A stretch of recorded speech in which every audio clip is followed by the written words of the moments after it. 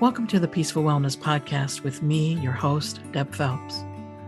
If you are ready to unite with your true nature and find the calm you need to go through this journey called life, then walk a while with me as we learn to be resilient with mind, body, spirit modalities. I am a meditation teacher, mindfulness coach, sound healer, yoga specialist, and these and other modalities have helped me to truly find peaceful wellness within. So let's take a mindful approach together now. Welcome, dear listeners, to another episode of Peaceful Wellness with Deb. For May, our theme is nurturing yourself. And today we embark on a crucial aspect of this journey, cultivating self-compassion.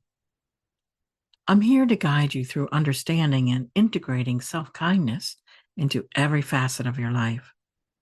We'll explore how self-compassion can transform the way we interact with ourselves during times of difficulty and even everyday life. Let's nurture a compassionate inner voice that supports and guides us toward growth and well-being.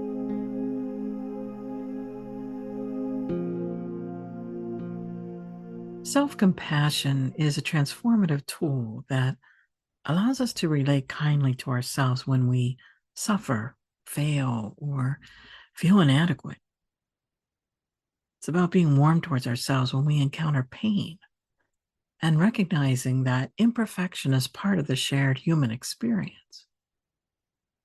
Now, this is something that I myself had to learn and to practice, because when I looked at all the times that I failed, 3 previous marriages, and all that I went through,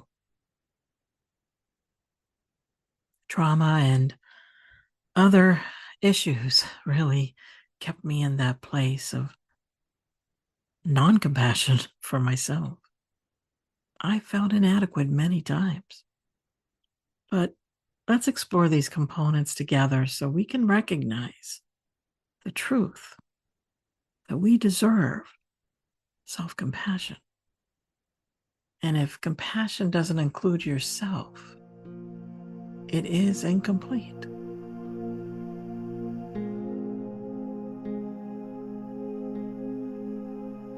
So as we delve deeper into these components, self-kindness involves being gentle and understanding with ourselves rather than punitive.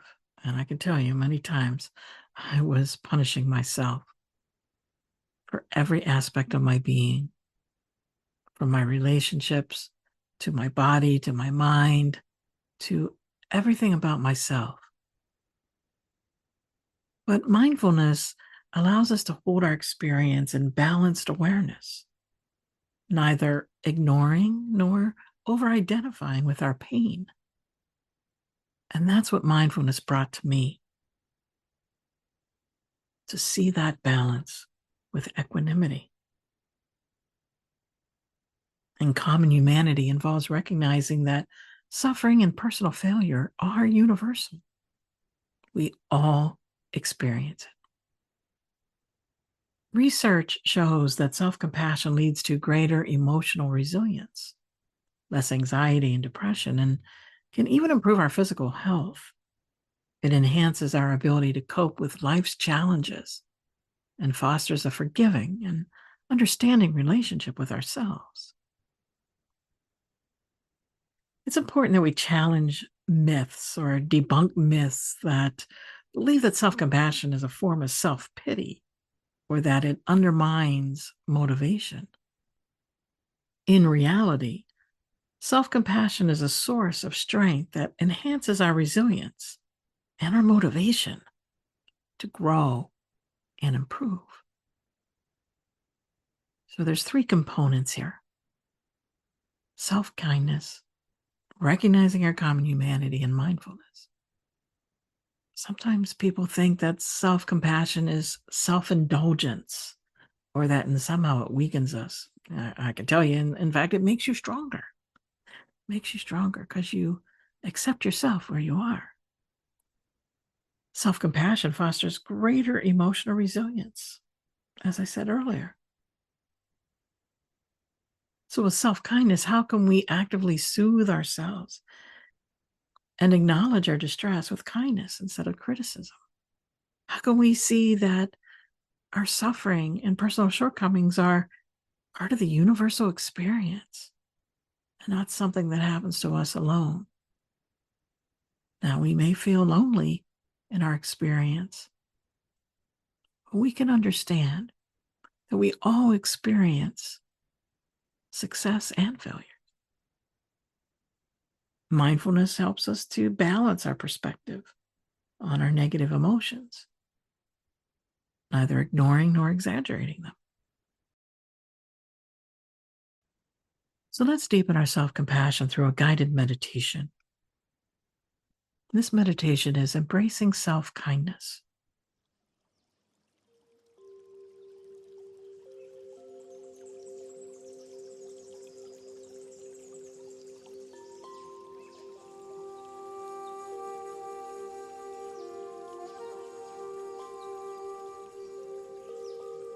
So find a comfortable spot, close your eyes, and take deep, slow breaths.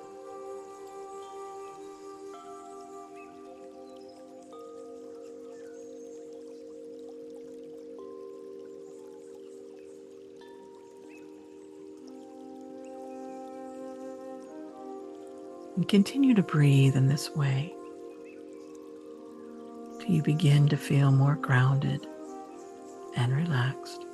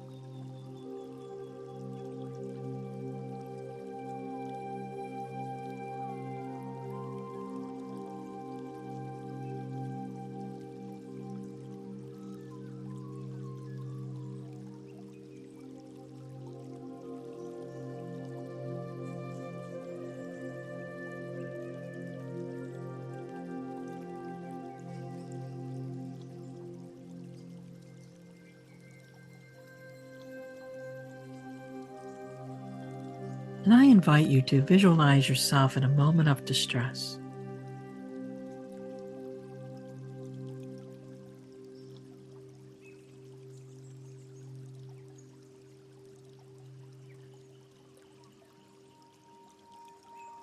And now see your compassionate self approaching, offering support and understanding.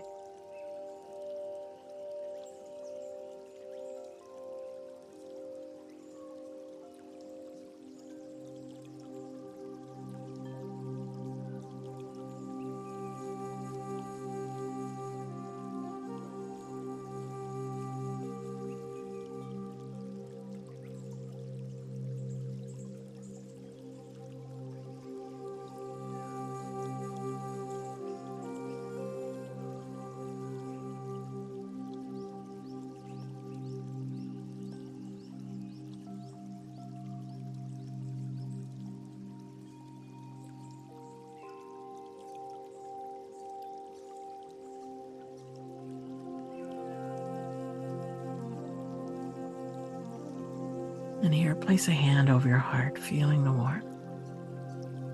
Imagine this warmth as compassion spreading throughout your body, soothing any pain or discomfort. And with each breath, allow this warmth to grow, filling you with kindness and acceptance.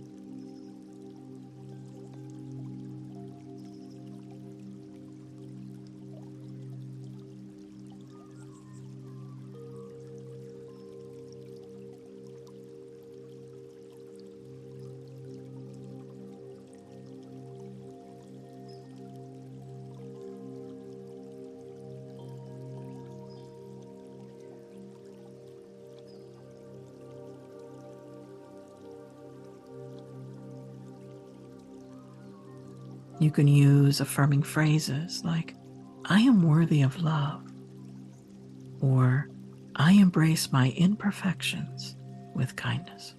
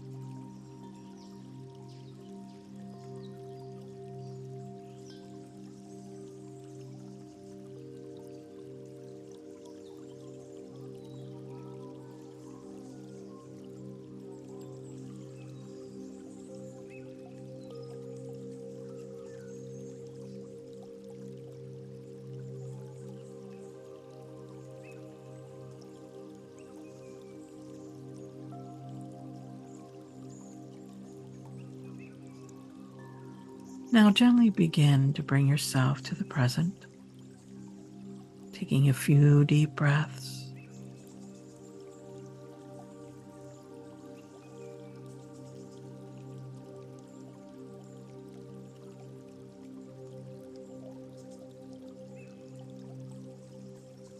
Bringing movement into your fingers and toes.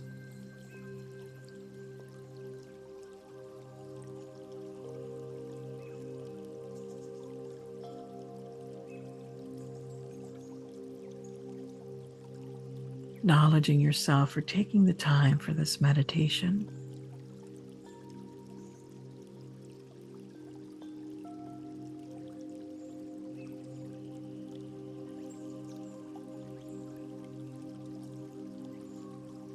And may you carry this sense of warmth and self-compassion with you.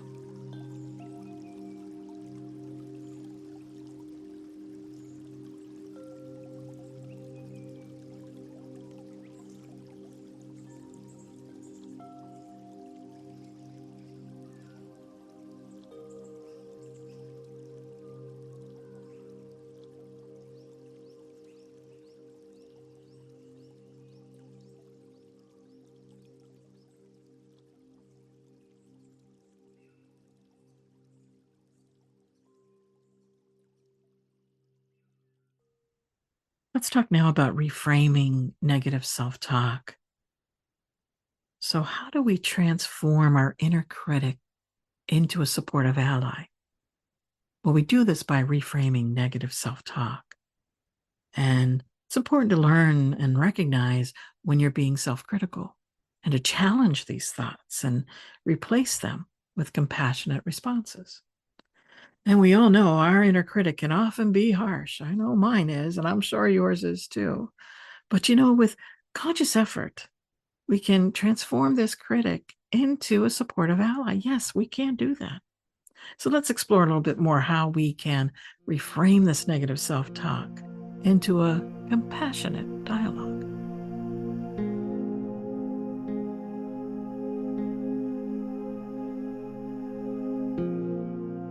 So the first thing we need to do is we need to identify the negative patterns. So begin by recognizing those common negative scripts in your mind. Now, these might include statements like, I'm not good enough, or I always mess up. So now for each of these negative statements, challenge its validity and let's reframe it into a positive or supportive statement. So let's take the phrase, I'm not good enough, and let's transform it into, I am doing my best, and that is enough.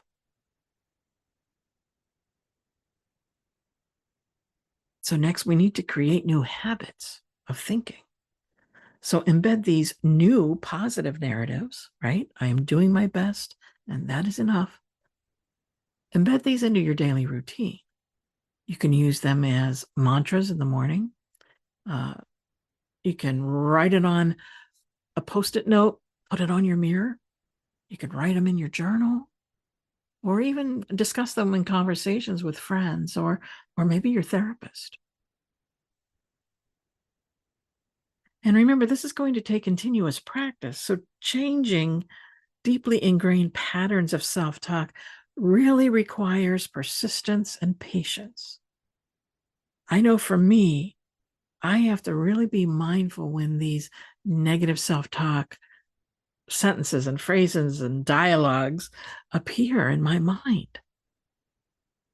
And I know that I have to be cautious of those, and that I have to reframe it, just as we just did a little while ago, because I can get caught up just like you can in the negativity.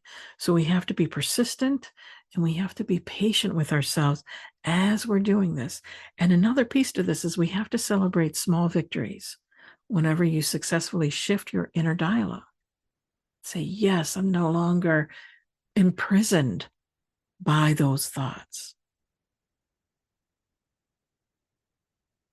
So let's say another phrase that comes into mind for you is, I always mess up. Now we can transform this into, I learn from my mistakes. And in my case, what I learned to do was call everything an experiment. And that way, how can I go wrong? It's just an experiment. It's not really a mistake. I can take what I learned and I can retool it. So another thing you can do is use daily affirmations or gratitude journaling to continue to reinforce the positive self-talk. And certainly regularly reflecting on your dialogue and really contemplating what's going on in the mind and then adjusting it as needed can really foster a more compassionate inner voice. I thank you for joining with me today to explore the profound practice of self-compassion. And just remember, treating yourself with kindness isn't just beneficial for your emotional well-being. It enhances all aspects of your life. And if you're looking to read more and learn more about what you can do in the essence of self-compassion, you can read books by Kristen Neff, who really has taken self-compassion, and she has a book on self-compassion and one on radical self-compassion. Both books we've read in our mindful book group for Peaceful Wellness. So my suggestion to you is to continue practicing the techniques we discussed and watch how they transform your relationship with yourself and with others. And join me next time as we continue to explore nurturing practices in our journey of self-care. And that's our theme this month, nurturing yourself. It's vital. Thank you, my friends, for joining in today. And as always, I wish you much peace. Namaste. Thank you for joining with me today. For my weekly classes, meditation and modalities on-demand library, self-study courses, and private sessions, visit my website at peacefulwellness.org.